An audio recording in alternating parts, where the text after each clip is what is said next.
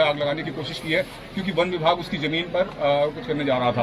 क्या कहना चाहेंगे सर, किसानों की क्या स्थिति है प्रदेश के अंदर और इस मामले के लोग जीरो टॉलरेंस कहते हैं करप्शन के लिए। ये जीरो टॉलरेंस उनका जीरो हो गया है और जब एसडीएम और अधिकारियों के कार्यालय न्याय नहीं दे रहे हैं तो मजबूरी में उसको आत्महत्या का रास्ता अपनाना पड़ा। अगर कोई दोषी है उसके लिए तो वो भारतीय जनता पार्टी की सरकार के लोगों, और केवल मेरठ में एक किसान की आत्महत्या का सवाल नहीं है, उसके साथ साथ एक दलित और पिछड़े वर्ग के लोगों की किस तरह पिटाई की गई, एक बहुजन समाज के सभासद की किस तरह मंत्री ने और विधायक ने पिटाई की।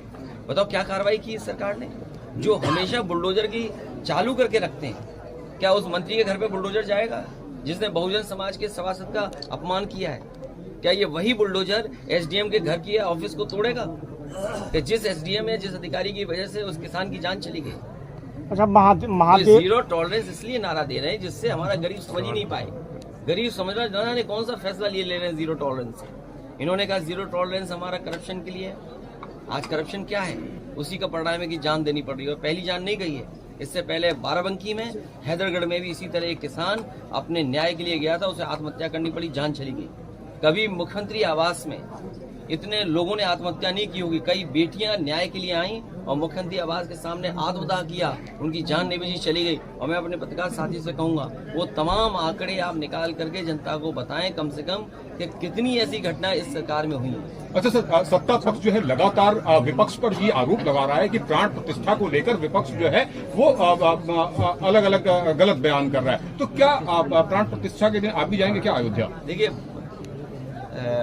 मैंने आप आधी अधूरी बात मत करिए।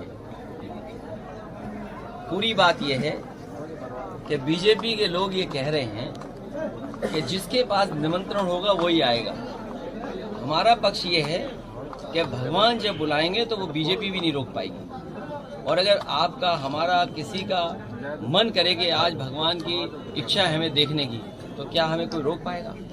सर एक आखिरी क्वेश्चन सर। ये सवाल ये है कि भारतीय जनता पार्टी कैसे तय कर सकती है किसको बुलाना है किसको नहीं बुलाना। अखिलेश जी, एजुकेशन पे बात नहीं हो रही है। इसका मतलब भगवान श्री राम जी की तरफ से नहीं है बुलावा। जी। ये लेकिन जो एजुकेशन की बात होनी चाहिए इस यूपी में, एजुकेशन की बात बिल्कुल नहीं हो रही है। जहां तक रिलीजन की बात करें, है उनसे सवाल पूछो, कुछ जवाब देते कुछ।